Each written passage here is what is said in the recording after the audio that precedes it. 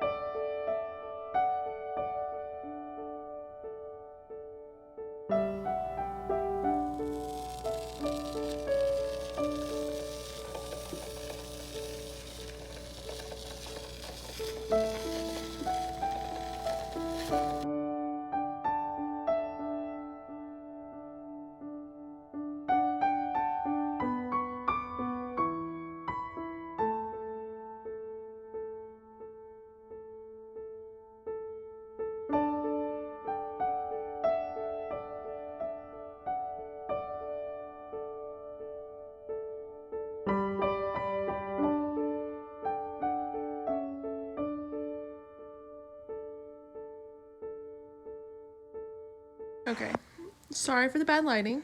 It's raining outside, and I don't feel like turning on a bunch of bright lights, but I am day 2. It's day 2. I'm halfway through The Queen of Nothing, and I still feel very much the same about this book as I did the others. The motives for these characters don't make any sense. It's so convoluted, like nonsensical. It hurts my brain. Carden makes no sense. And Jude, like, what, Jude? What? Like, when did you become a 6-foot-tall, 300-pound fucking warrior? Like, they try to explain Jude as, like, because she spent so much time with Madoc and trained so hard with him that she's basically invincible.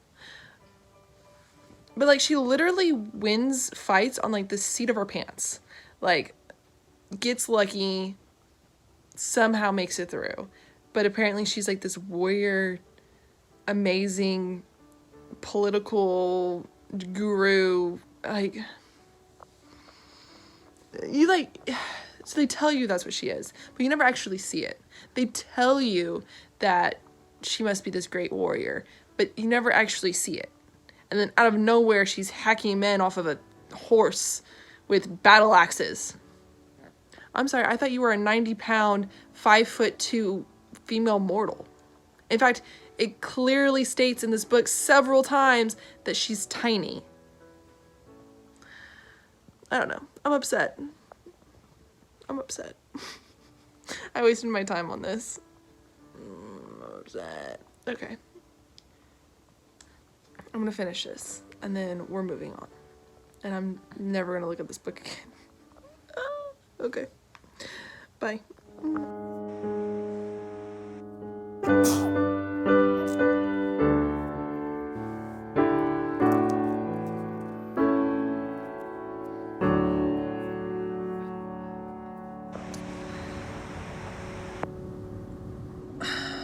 It's day 3 of the Merry and Bright readathon, and I haven't updated you guys. I'm trying to get through The Queen of Nothing.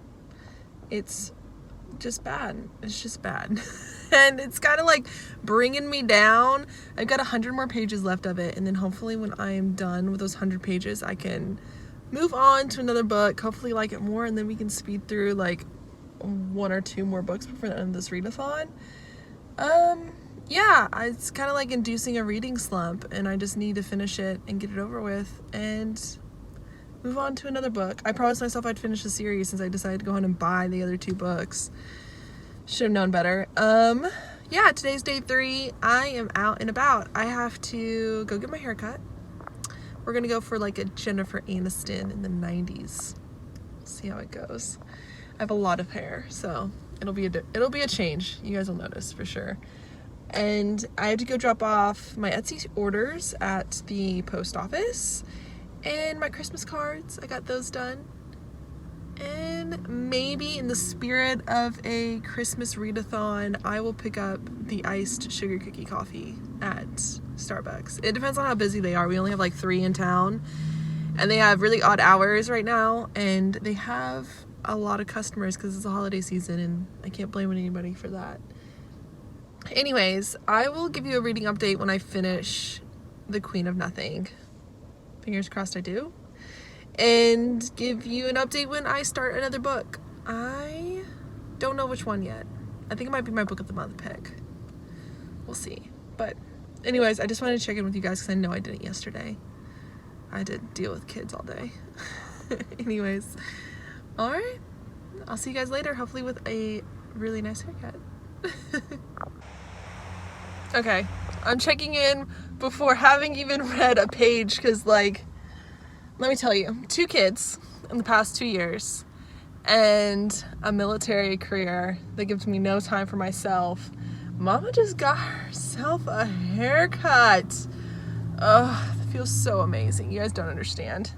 Or maybe you do understand. Please tell me if you understand what I'm talking about. Like, that was only about like 30 minutes of just like pure self-pampering. It just feels so good. Ugh. Hopefully it shows up better in the videos too, because I know I'll be looking crazy there the past few videos, but just tell me what you think. Definitely Jennifer Aniston. Next time I might have to get the highlights like she has. I need to go. Oh gosh. Ugh. About to go get a hairdryer too so I can always feel this good. Ugh. Okay. Sorry. Anyways, that's not what you came here for.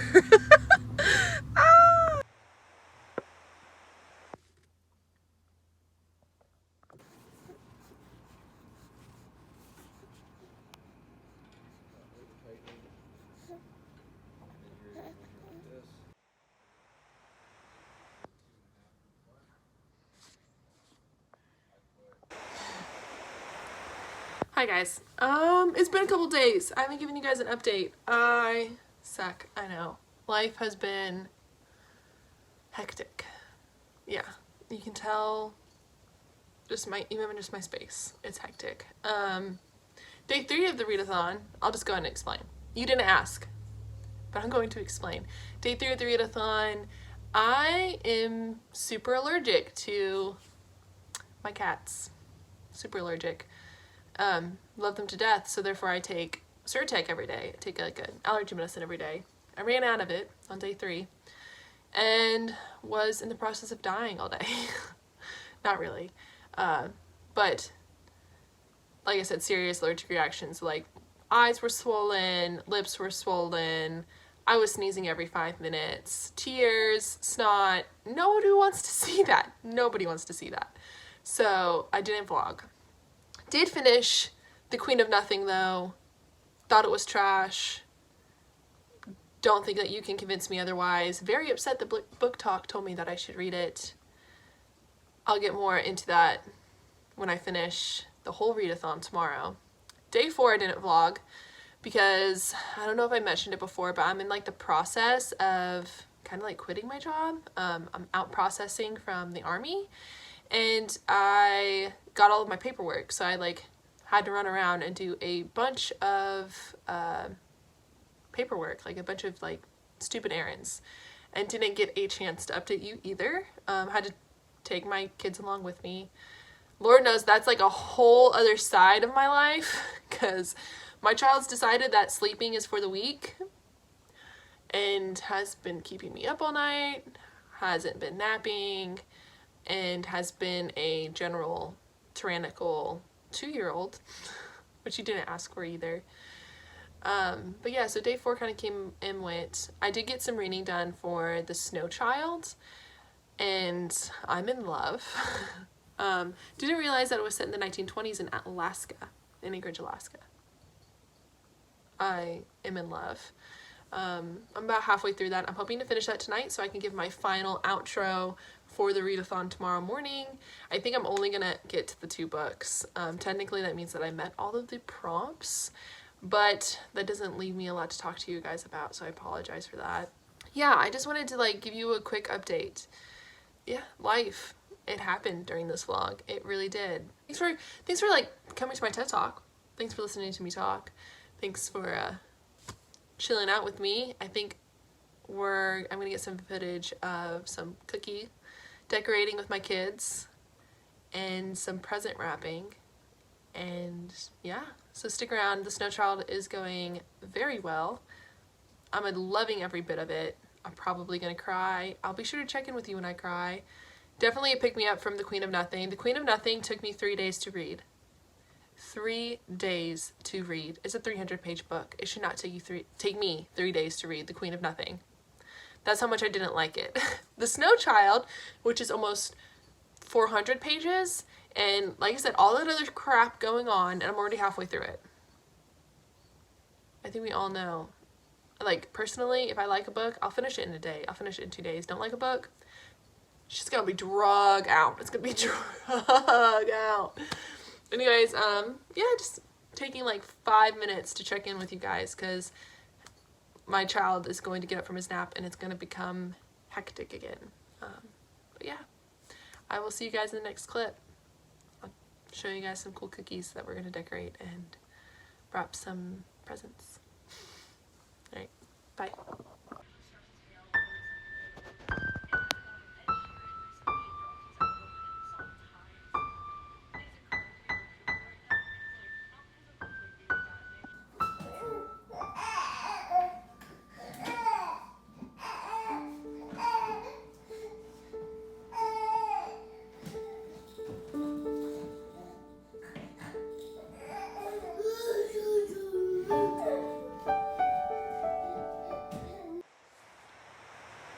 Hi guys, I'm back again.